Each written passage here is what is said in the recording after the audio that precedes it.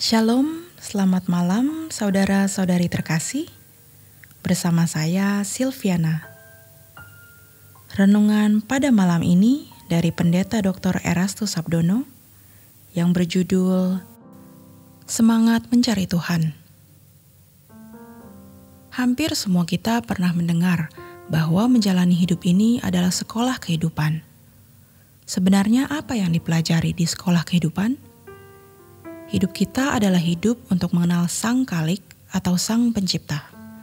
Kalau binatang atau hewan tidak perlu mengenal Sang Khalik atau Sang Pencipta. Kalau binatang peliharaan dengan sendirinya secara otomatis mengenal siapa yang menjadi majikan ketika tiap hari mereka berinteraksi. Binatang tidak perlu mengenal siapa penciptanya dan tidak bisa berinteraksi dengan Sang Khalik atau Sang Penciptanya.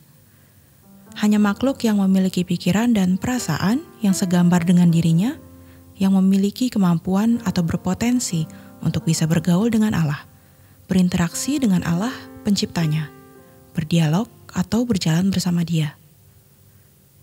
Pertanyaan yang harus kita tujukan kepada diri sendiri dengan sangat serius dari perjalanan hidup yang telah kita jalani. Seberapa kita sebenarnya telah memiliki pengetahuan tentang Allah dari pengalaman langsung, di mana kita berinteraksi dengan Allah. Di dalamnya ada dialog, ada perjalanan bersamanya. Seberapa kita sebenarnya telah memiliki pengetahuan tentang Allah dari pengalaman hidup real kita? Bukan sekedar dari apa yang kita dengar atau kita baca, tetapi benar-benar memiliki atau menemukan kekayaan pengetahuan tentang Allah atau pengalaman dengan Allah dalam perjalanan hidup ini. Sesungguhnya itulah isi dari sekolah kehidupan. Ternyata hal ini dianggap tidak penting atau dianggap kurang penting karena digantikan dengan pengetahuan tentang Tuhan, pengenalan akan Tuhan dari apa yang didengar dan dibaca, dipelajari melalui pendidikan formal di sekolah tinggi teologi atau melalui pendalaman Alkitab atau melalui seminar-seminar rohani dan khotbah-khotbah di gereja. Begitu liciknya iblis menyesatkan banyak orang, termasuk menyesatkan kita dan menyesatkan banyak orang Kristen lainnya. Menyesatkan para hamba Tuhan sebagai teolog, sebagai pendeta, sebagai pembicara di mimbar Kristen yang merasa sudah kaya akan pengetahuan akan Allah, atau pengenalan hanya melalui buku, melalui proses pembelajaran di sekolah tinggi teologi. Jangan menggantikan pengenalan akan Allah yang mestinya benar-benar dialami dari perjalanan hidup, pengalaman langsung dengan Allah, dengan pengajaran yang hanya ditangkap oleh nalar. Dan orang merasa bahwa ia sudah mengenal Allah secara benar. Betapa menyesatkan hal ini. Kalau seseorang belajar tentang misalnya Mr. Donald Trump sedetil-detilnya, bagus. Ditanya apa tentang sejarah hidup sosok ini, bisa dijawab. Tidak ada kepentingan kita dengan Mr. Donald Trump. Tentu berbeda kalau kita berbicara tentang Allah. Kita berkepentingan dengan Dia, sebab kita tidak bisa hidup tanpa Dia.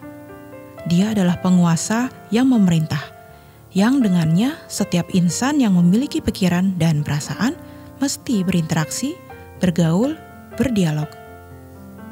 Banyak di antara kita yang miskin, bahkan sangat miskin dalam pengenalan akan Allah dari pengalaman hidup.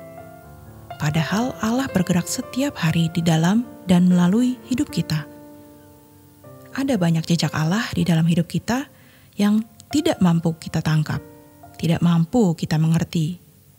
Kecuali hal-hal spektakuler seperti sakit yang tak terobati, yang tenaga medis yang sudah angkat tangan, menyerah, lalu didoakan kemudian sembuh misalnya. Atau hal-hal spektakuler lain yang bisa dimaknai sebagai tindakan Tuhan. Sedangkan yang lain, kejadian-kejadian lain yang dianggap normal, itu kejadian yang memang berlangsung dengan sendirinya. Seakan-akan tidak ada kehadiran Allah di dalam peristiwa-peristiwa hidup yang kita alami. Padahal, betapa kayanya pengenalan akan Allah melalui peristiwa-peristiwa hidup.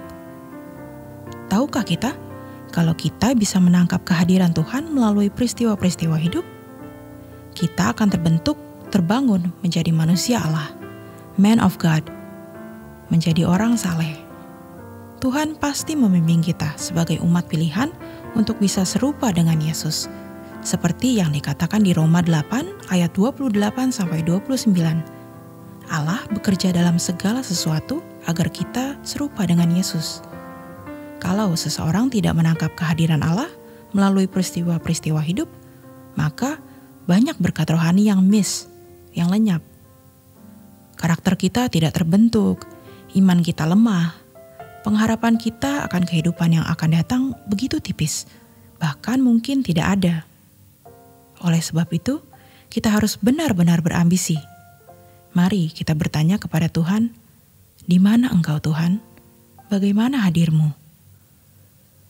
Tentu, untuk merangsang jiwa kita menemukan Allah adalah dengan berdoa. Tidak ada hari yang kita tidak datang secara pribadi untuk berdialog dengan Tuhan dalam kesendirian, keheningan, di tempat tertutup.